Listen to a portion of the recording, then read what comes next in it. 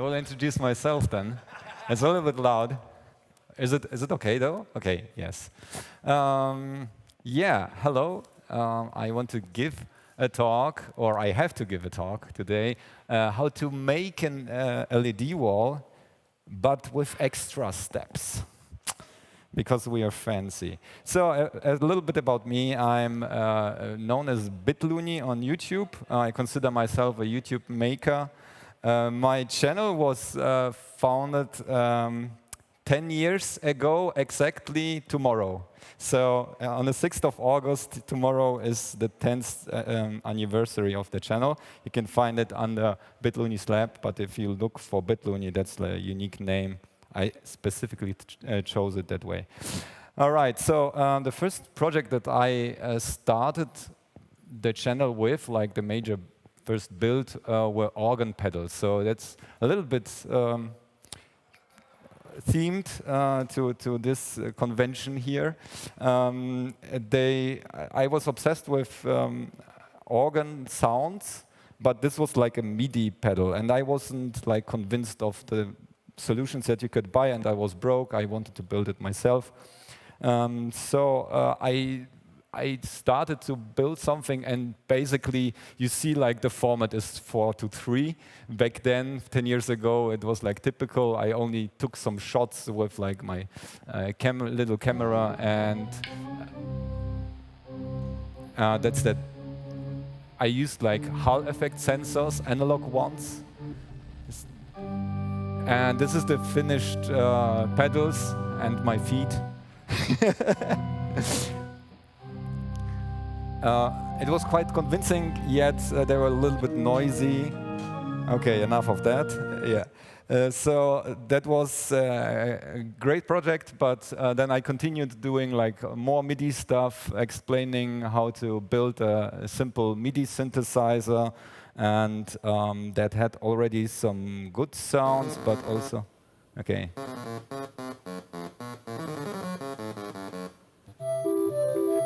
Oh yeah, that one is painful because the sampling rate of that microcontroller that I used wasn't like high enough with polyphony.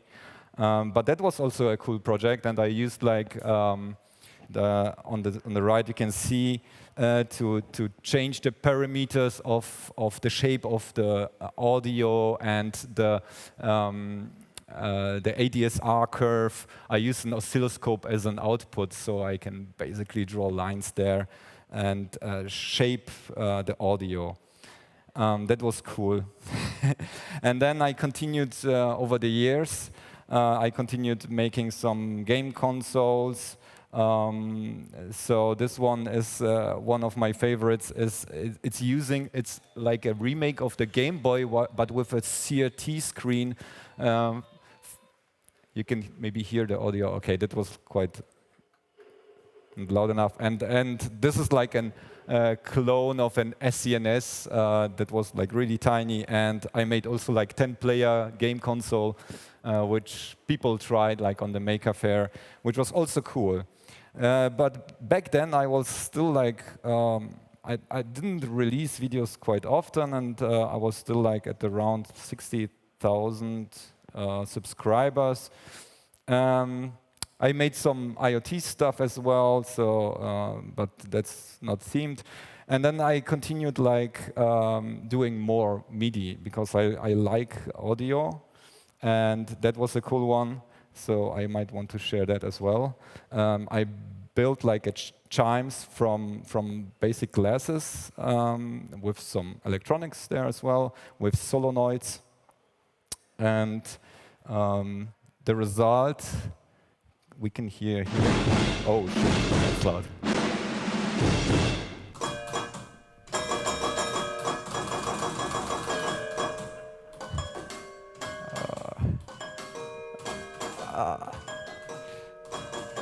All right, that's a little bit better. I played around with audio reactive lighting.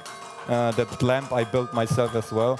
But basically, what I noticed back then with this project, nobody liked this project, probably because of the sound. It wasn't like really great. But what I discovered is people love watching videos about lighting. I don't know why, but like several projects gained more views than the regular stuff that I did, which was much more sophisticated. So I decided I will build an LED wall with ping pong balls as diffusers. Hari Vayuga inspired me back then, and he was inspired by some other YouTube makers and so on. So the tradition goes on, and here's the build process. It was like before a maker fair, and I wanted to finish that project in 24 hours, so I have it ready. And I got already some ping pong balls beforehand, and that's some self-deprecation during the build process. I documented everything, how I build it, and then maybe we can audio. Okay.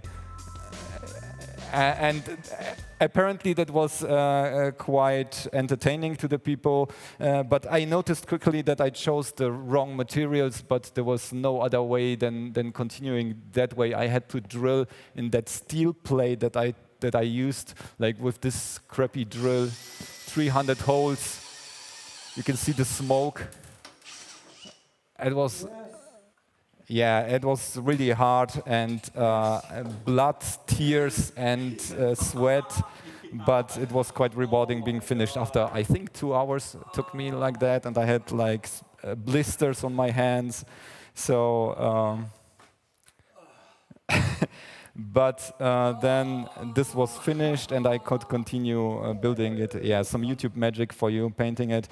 And then I plugged the chain lights, and then the holes were different sizes. That was a little bit crappy. I used some hot glue here and there to fix it in place. It looks a little bit messy. It's easy to build, like with a simple microcontroller, upload a ready sketch and display something, and the reward is great. Yeah, that's without the diffusers, and I was really convinced. And the diffusers go on like that. You destroy your soldering iron and by using those ping pong balls. By the way, those are the ones that don't like combust instantly. And yeah, that's the reward. Nice looking LED wall. And I took it with me to the maker fair, and it was a nice show there. It was like fixed with only showing Bitluni's lab there. And while I was there like 3 days, I think, I displayed all my stuff that I made, and I had this YouTube counter that I made before. It was like this LED thing that was sitting down there, and somebody notified me, hey, your subscriber count is like rising really fast. And I was wondering, I didn't see it because I was behind the desk. And then I just noticed that the video of this 24-hour build went somehow viral. For my size back then, it was viral. And it basically grew, the subscriber count grew like 1,000 per hour, which is madness for me back then. So I'm the LED guy now. And probably because of my good thumbnail, that wasn't apparent back then, that it seems to be good clickbait or whatever. So I decided I have to continue my faith and build a bigger one, bigger and better. But I didn't want the pain of the drilling anymore, so I had to build a hole punch, to punch holes in aluminium. And so I started with that process. I bought some more tools, like fancy cutting machines, and bought some steel, mild steel stock, and continued like building my design, which looks fancy. Yeah, hardened steel would be better for that case. And learned some machining skills and some safety with the gas bottle there, and tried also TIG welding. And yeah, after like welds like that, I was convinced I'm a perfect welder, almost perfect. You see the reference that was in the video also, that Wintergatan is somewhere there. And yeah, but then you experience something like that. You forgot to turn on your gas, and then yeah, that's the result. But the result of the punch hole, it was working great. And then, oh yeah, next slide. This is the build process of the LED wall then. So I had this tool built. It has even like a laser aim, so I can aim at the grid, so I have a perfect sized holes at the perfect places. And then I practiced welding aluminum, which is way harder. Especially if you try to weld corners and you don't have like a lap joint. I can't recommend that. And then, yeah, you experience stuff like that, where you dip your tip or you melt the whole corners away and try to fix it with more filament. But then you also experience like this stunning footage that I recorded there. It's just like a different realm, welding stuff. So, and then like a little bit of paint again, and now the holes matched the sizes of the LEDs. It was perfectly easy to do, and 4 of the panels are basically screwed together to a whole wall and interconnected. And yeah, that's because I like to take it with me still to conventions like this here. And yeah, the result, a little bit of coding, looks nice, like some random effects like that. What else do we have there? Yeah, and I took it to the next Maker Faire, and you can see like the old one that made me like famous, and then the big one next to it. And it was like a nice show. It worked well. But then I made a mistake. I didn't know like this. I made like this white, red stripes thing that was like rotating, and I got a lot of comments on my video that this is apparently like the flag from Japanese Air Force that basically attacked Korea back then, and I alienated all my Korean viewers with that effect that I didn't know. And at some point, if you go like global, you have to be aware of things like that. But nevertheless, that was a success. So I thought, okay, let's make it even better now. So I decided, let's make it a new wall that's based on surface mount components, because I don't want the chains and the holes. I want to skip that all, and I want to like root everything and just let panels be manufactured. And I just assemble the panels with these corner pieces and glue with hot glue the ping pong balls on that. That takes a long time because that's 1,000. Oh. There is sound? Okay, sorry. At this point, the wall didn't have a proper stand yet. Yeah. You can see it leaning while I louder? work at it. And that's where it happened. Yeah, that tipped over. I didn't catch it on camera, unfortunately, but yeah, the results I got basically like the 1,800 ping pong balls that I glued on, many of those and were gone, and then also spilled my soda pot. It was a devastating event, but I mean, you have to live with that. And maybe we can, the audio. Thankfully, no unfixable damage has happened, except to my soul having to do the gluing again.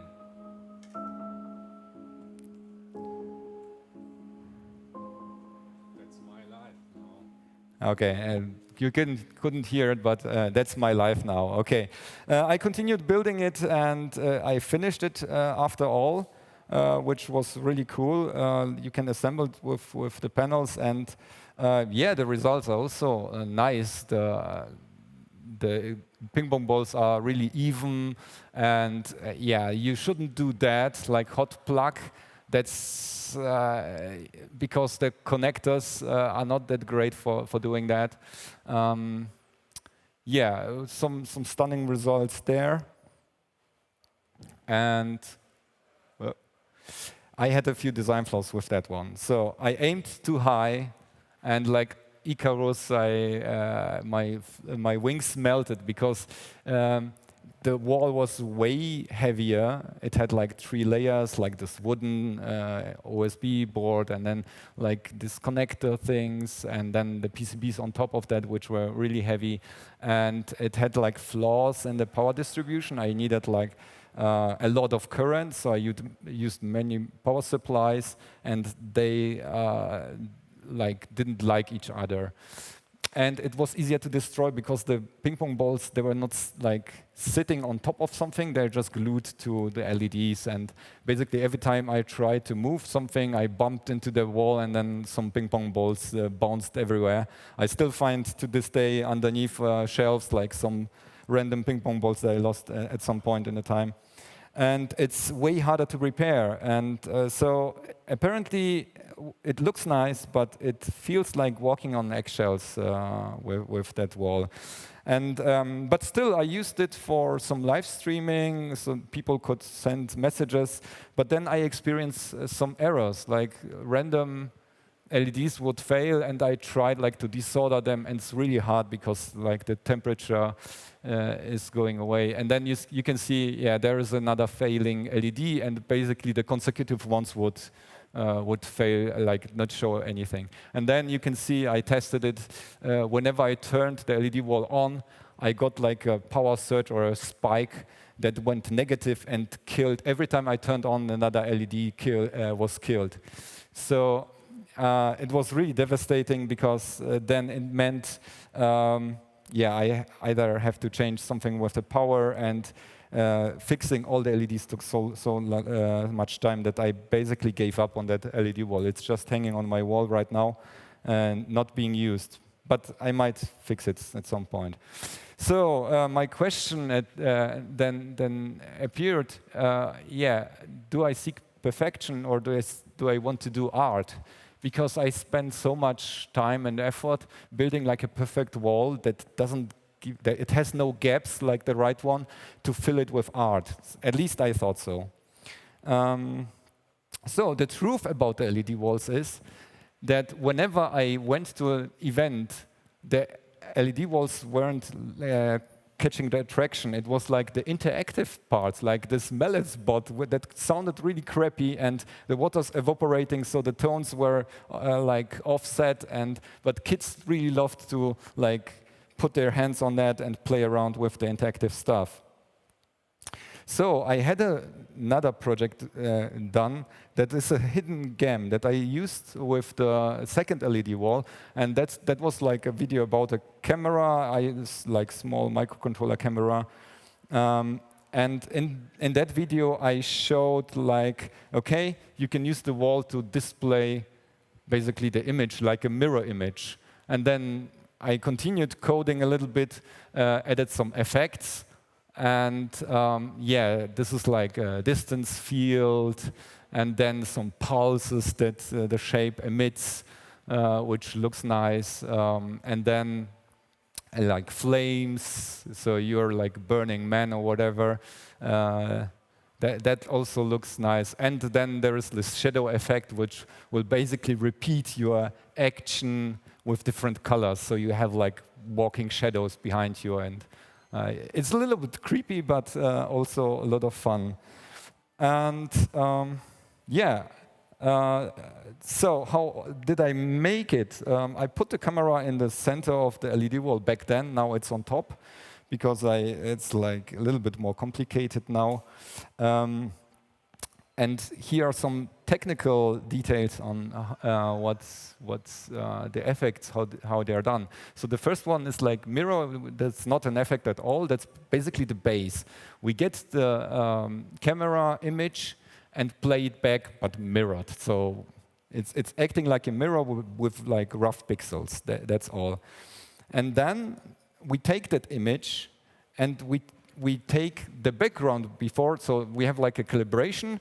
Nobody is in front of the camera, and we take an image of the background, and then we take the current image and calculate the difference. And then we can calculate, okay, there is a person active. You just show the difference of the pixels, and that's great. We have the shape. And you can also see there was like my tripod with my camera on the left side of that, so it was in front of me. That wouldn't change. With that difference, I could calculate the flames. Flames are basically pixels of the flames are spawned directly on the shape that is visible, and then for the next frame we just take all the pixels, blur them a little bit, and shift it up. That's all, and you get nice flames effect. Then we have the shadow. We just store this difference image. It's only like 1 bit per pixel, and we can store like 64 pixels in like one long integer. That's details on programming, but we have now like a history of last 64 images of that, and we show only like every 8 image or something. So you have like this following effect, which is really cool. You just stack them on top of each other with different colors, and this is the result. Then more complicated is like distance calculation. So we take like the difference image that we calculate in the beginning, and then using a Dijkstra algorithm that is able to calculate for a whole field the shortest distance, the shortest path. That's sometimes like in a better form used also for routing and so on. How that works is each pixel just looks at the pixel next to that and checks, okay, what's your distance? If your distance is lower, I take your distance, add 1, and take it as my new distance. And you do this for all the pixels and multiple times, and then you get a distance field, and you can put colors on top of the distance field, and it's like a nice effect. And this distance field you can use to render pulses like that. You just need a trigger. Currently, like hard-coded time, every 1 second you have a trigger, and then, or you can take a beat from audio or whatever, and then you just calculate what was the time since the last beat, and you scale that time with the distance you want to, like the speed that you want this pulse to travel, and color only the distance pixels with that value, and that's what happens there. So the higher the longer the last beat as they go, the further away this pulse is visible.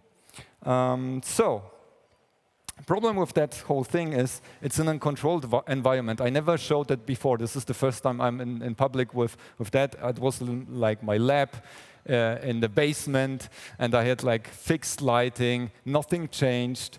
Perfectly fine. I even like had like aluminium strips or something. I put like blue tape on that so it wouldn't reflect the LEDs because the camera was very sensitive to changes. And yeah, I needed to change that to be usable in public. So I wanted to convert it from visual light to like the light that we don't see, that we rarely use, and that's basically infrared. You know, like the remote controls. Okay, so you can convert it like, okay. So cameras are sensitive also to infrared, but they have a built-in filter. You see on the left side, there is like this filter that's like a glass thing glued in the lens. I took off the lens. This is the sensor of the camera, and you can just chip it away. That's fine. You don't need that. So you can now see infrared light much better. So you can see now a remote control, and you see also the remote control, quite often the LED, the infrared LED, is hidden behind this like almost black, reddish glass or plastic. If you take it away, this is a filter that takes away all the visible light, but it lets pass the infrared light. So you can buy those filters also like in small shapes. You glue this on top of the camera, so you see only infrared light. And that was the conversion. You needed some IR blasters because the space isn't filled like with infrared light. You can get them really cheap because surveillance, night vision surveillance uses them as well. Super easy. You put 2 IR blasters next to the LED wall. And yeah, what else? The modifications currently, like we need more triggers. I used the timer for now. I implemented also UDP. That's not used here yet. Also audio beat detection. And then you can also filter for maybe a display like a bar graph with different frequencies, or color chords is one implementation from Charles Lohr that displays like notes as specific colors, which gives like a nice visual feedback for audio. So, and that's the first time I brought it with me. Yesterday, I managed like to destroy it already and fixed it like in 5 hours. But we made it. Thankfully, I brought like replacement cameras with me, so you can test it out after the talk or before that. Just go in front of that, and it will react with you. The lessons that I learned. So, yeah. People love colorful lights, basically. You can do the fanciest stuff. Just plugging some LEDs in a plate is apparently good enough. Tools rock. I spent like making that hole punch. I spent, I think, 4 days of welding, machining and stuff.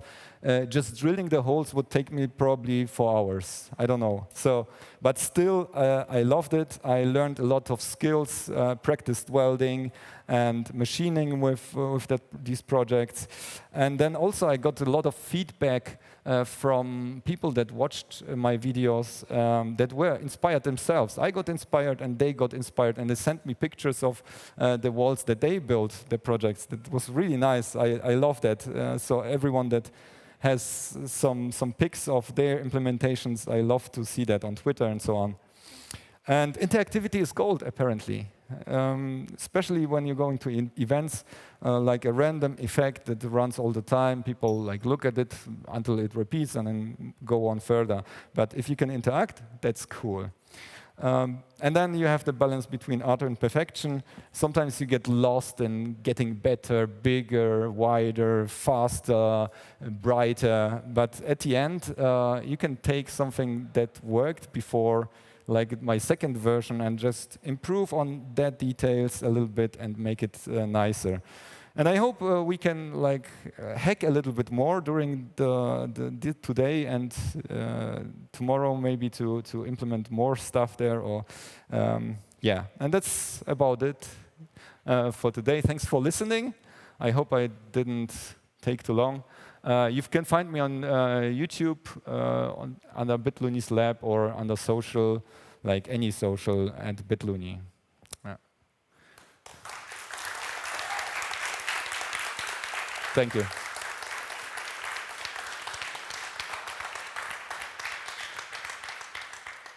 Do we have time for questions? No. No, what's a microphone, please. Thanks. Oh, wow. We probably have a few minutes. We can spare like yeah. 4 or 5 minutes. Any question for Bit Looney over here, who came over with his amazing LED wall? Yeah, I mean, I blasted with information here. Oh, here, okay. So you didn't show the lightsaber you also made. Yeah. And is there any plans to integrate that with the wall, for example? Because the lightsaber. I really like the project. I already have all the parts at home. Oh, really? Okay. Yeah, I don't know. Maybe. So I even had a slide on the lightsaber with the lights, but then you couldn't see it really because I converted to a GIF, and then you couldn't see like the persistence of vision, so I removed it. But that was also a good project that I liked as well. Yeah, I don't know how. I mean, you can give me input on that if you know a way how to use it. Cool, but nice that you made one.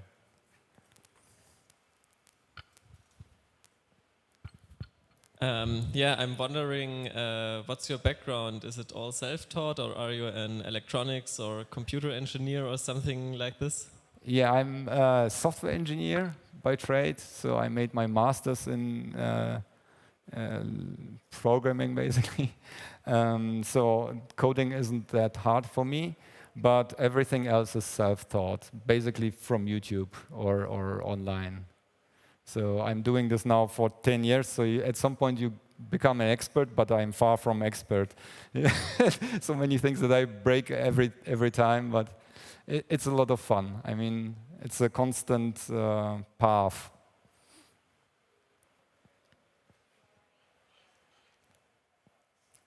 All right. Okay, I think Thank you very that much. case.